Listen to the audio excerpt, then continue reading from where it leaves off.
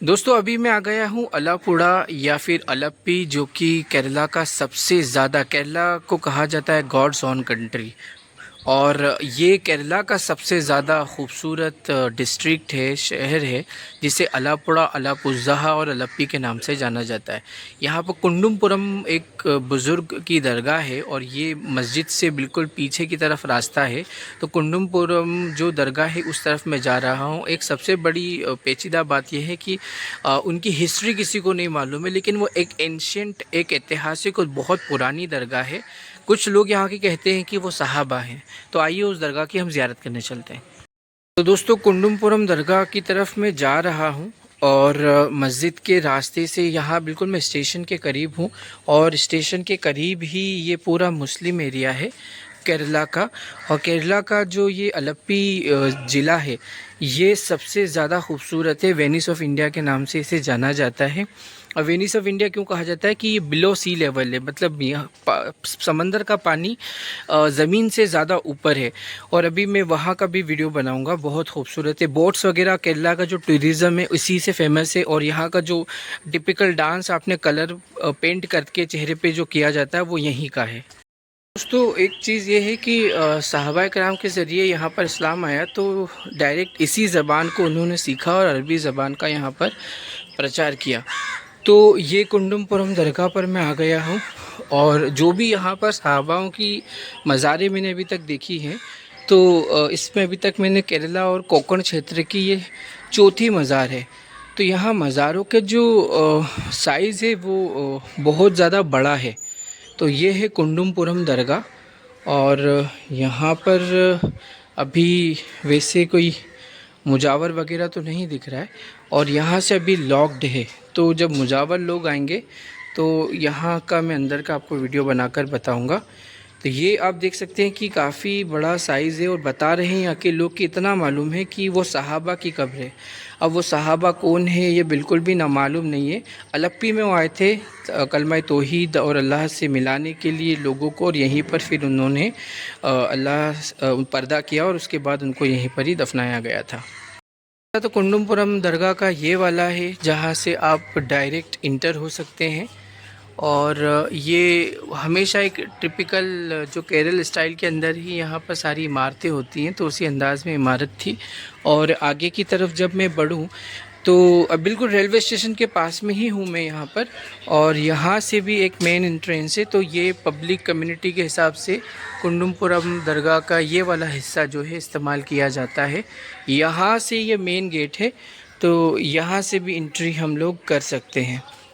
तो ये main gate है और इधर से ये देख सकते हैं पूरा केरल स्टाइल के अंदर ये सामने पूरे घर बने हुए हैं।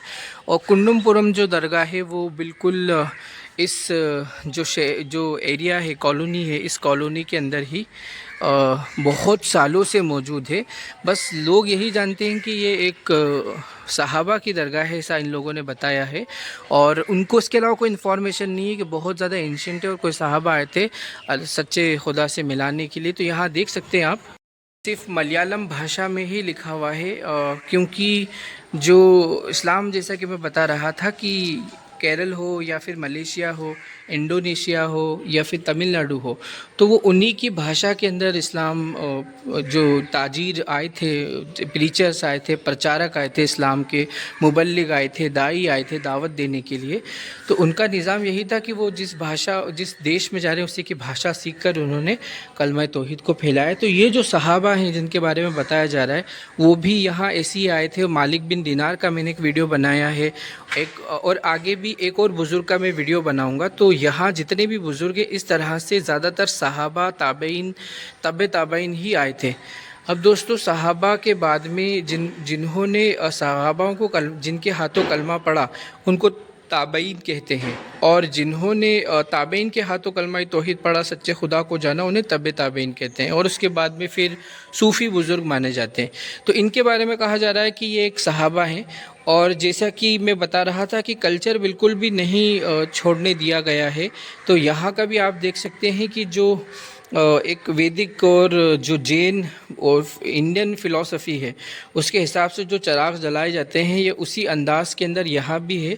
मैंने जो यहाँ की एक जामा मस्जिद है, स्पेशली वो इंडिया की फ़र्स्ट जामा मस्जिद है जिसका निर्माण मालिक बिन दिनार ने करवाया था, और इसी के अलावा उसका जो पूरा एक्सपेंसेस था, उसका जो खर्च था वो चेरामल पेरूमल जो राजा थे उन्होंने करवाया था। आगे जाके उन्होंने कलमा तौहीद पढ़ा, अल्लाह के रसूल से का के हाथों आपने कलमा पढ़ा और उसके बाद में उन्होंने इस्लाम कबूल करा और उनका नाम ताजुद्दीन हुआ।